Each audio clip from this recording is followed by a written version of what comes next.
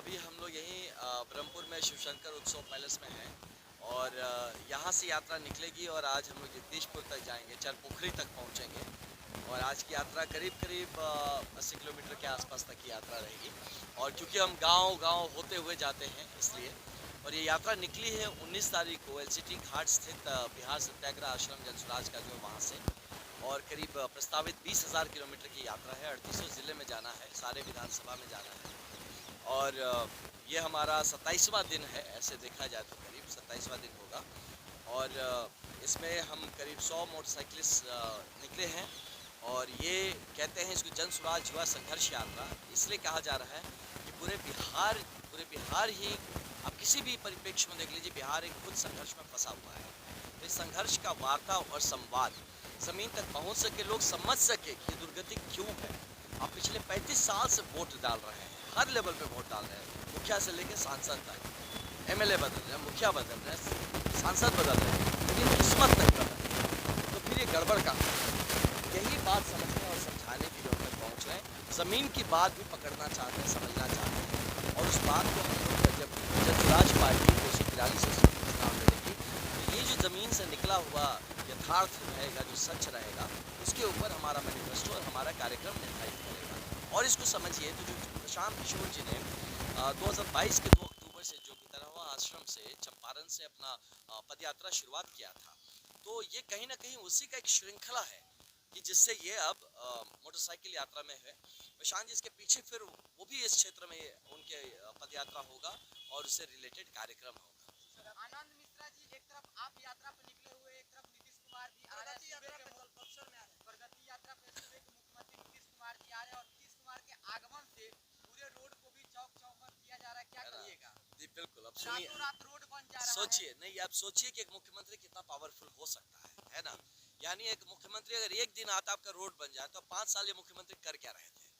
ये जनता को पूछना है सवाल कि भैया अगर आप चाहते तो रोड तो बन सकता है, मतलब आपके आने से बन सकता है, तो फिर आप क्यों नहीं आए? आप क्यों नहीं वो हर काम करवा रहे हैं? मतलब काम तो हो सकता है, फिर आप करवा, मतलब आपका कहीं ना कहीं जो आपके अंदर शायद वो सेवा भाव नहीं है। ये हो क्या रहा है, इस बार में लोगों को क्वेश्चन करना चाहिए। और दूसरा चीज कि मुख्यमंत्री प्रगति यात्रा नहीं करते, ये सर गवर्नमेंट के पब्लिक के पैसे पे वो राजनीतिक यात्रा कर रहे हैं। इस बात पे सरकार से क्वेश्चन करना चाहिए कि आप राजनीतिकरण कर रहे हैं। आप चुनाव आने वाला है तो आपकी प्रगति यात्रा, आप अपना ढिढोरा पीटने सरकारी तेल जला रहे हैं, सरकारी लोग यूज कर रहे हैं, सरकारी वक्त को आप वेस्ट कर रहे हैं। तो ये सरासर ये अनैतिक काम कर रहे हैं माननीय मुख्यमंत्री जी। और तीसरा बात और बताएं, मान लीजिए कर भी रहे हैं, चलिए आ भी रहे हैं, तो आप यहाँ से रिव्यू मीटिंग बैठा सकते थे। आप यहाँ से जितने भी स्कीम से, सरकारी स्कीम से, प्रोजेक्ट से, प्रोग्राम से, आप एसपीडीएम को बैठाइए, जितने भी यहाँ लाइन डिपार्टमेंट है, जितने भी डिपार्टमेंट से उनके जो जिले में चीफ है उनको बिठाइए और आप वहाँ उनका रिव्यू करिए कि बताओ परफॉर्मेंस तुम्हारा कहाँ रहा, क्या था तुम्हारा टारगेट, कितना काम हुआ, नहीं हुआ तो क्यों नहीं हुआ, और उसका दोष को स्थापित करें, वहाँ पे उनको सजा मिले जो नहीं काम किया, और जिन्होंने काम किया उनको आप रिवॉर्ड भी करिए, उनको आप उत्साहित करिए। ये काम होता है अगर मुख्यमंत्री कहीं किसी जगह पे जाता है, ना कि प्रगति यात्रा में फोटो खिंचा रहा, हाथ जोड़ के घूम रहा है और राजनीति कर रहा है, और वो भी पब्लिक के पैसे से। सर, आपका कहने का मतलब है कि नीतीश कुमार जी अगर आ रहे हैं तो नीतीश कुमार जी के आने की वजह से ये सब किया जा रहा है? नीतीश कुमार जी के आने की वजह से नहीं, राजनीतिक तौर पे किया जा रहा है। ये पूरा राजनीतिक मुद्दा है। ये जो पूरा प्रगति यात्रा है ये राजनीतिक यात्रा है। अगर इसके संग मैं तो उनको आइडिया भी दे रहा हूँ, है ना, कि अगर पब्लिक जो आपको भला बुरा ना बोले तो आइडिया भी दे रहा हूँ कि आप इसको रिव्यू मीटिंग्स करिए, जहाँ जा रहे हैं और बैठिए, जिला के डीएम एसपी सारे लाइन डिपार्टमेंट में लाइए, आप रिव्यू करिए डिपार्टमेंट का, उसके बाद प्रेस नोट जारी करिए कि आज आपने रिव्यू किया, वो रिव्यू में क्या निकला, आपने क्या निर्देश किए, और उसका एक वक्त दीजिए कि 30 दिन बाद इसका फॉलोअप होगा, जो जनता को बताया जाएगा कि मुख्यमंत्री बक्सर में आए और बक्सर जिले में क्या किए और उनके जाने के बाद उसका क्या हल निकला। यस, आज आप देख रहे हैं बक्सर में, आप जाइए हाईवे पे रोज एक्सीडेंट हो रहे गुरु। पिछले 43 दिन में मोर देन 60 करीब 60 एक्सीडेंट्स बताए जा रहे हैं। क्या मजाक बना के रखा है यार। आप और हम ना एकदम, हम तो मोटरसाइकिल भगवान ही मालिक है, घूम रहे हैं तो भगवान भरोसे घूम रहे हैं, बाकी तो यहाँ प्रशासन शासन का हमने देख लिया। बक्सर जिले में एक और समस्या आ रही है जाम को लेकर, क्या कहिए? पूरा बिहार जाम है गुरु, हम तो घूम रहे हैं ना। अभी तो हम आपके पास 2 घंटे लेट पहुंचे हैं, हम अपने और कारण से नहीं पहुंचे, ये जाम के कारण से 2 घंटे लेट। हम गली गली गांव गांव घूम घूम के आए हैं, है ना, रास्ता ये अवॉइड करने के लिए कि जहाँ जाम मिल रहा है हम हमारे लड़के उतर उतर के उसको ठीक करा करा के आ रहे हैं।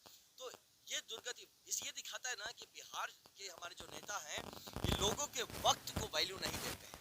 आपका जो समय है वो कीमती नहीं है, इसीलिए आप जाम में फंसे रहिए, घंटों फंसे रहिए, कोई फर्क नहीं पड़ता। और दूसरा ये दिखाता है कि आप में वो कार्य क्षमता नहीं है कि आप ऐसे जाम को, और ये एक जाम रेगुलर कैसे रह सकता है।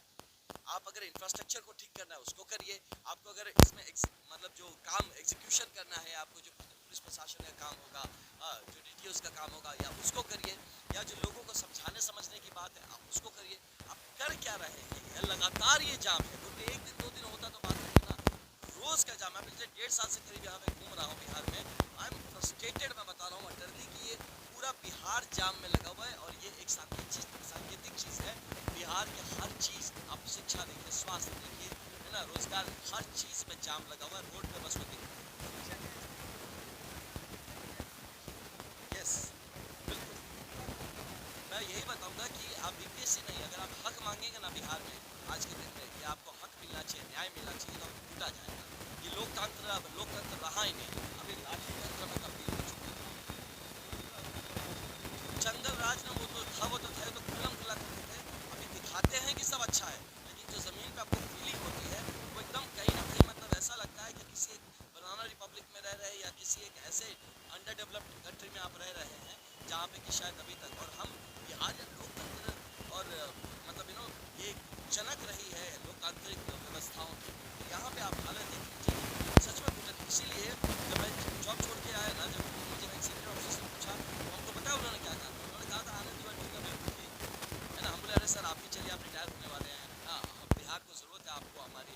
होता नहीं, जो भी आदमी कुछ हो गया वो समझ गया और बिहार छोड़ दिया है। जो बिहार में है उनका कहने का अभी 2 ही लोग हैं, या वैसे लोग हैं जो कि कहीं कुछ कर नहीं पा रहे हैं, दूसरे वो लोग हैं कि जो कुछ कर नहीं पा रहे हैं, उनका शोषण करके वहाँ पे जी रहे हैं। तो सोचिए ये दुर्गति होगी हमारी अगर बिहार की, कौन बदलेगा ब्रदर? आप और हम नहीं बदलेंगे तो। जितने मंत्री लोग बने हैं, जितने अधिकारी बैठे हैं, आपको बहुत बढ़िया मौका मिला है ये काम करने का। आप इसको, ये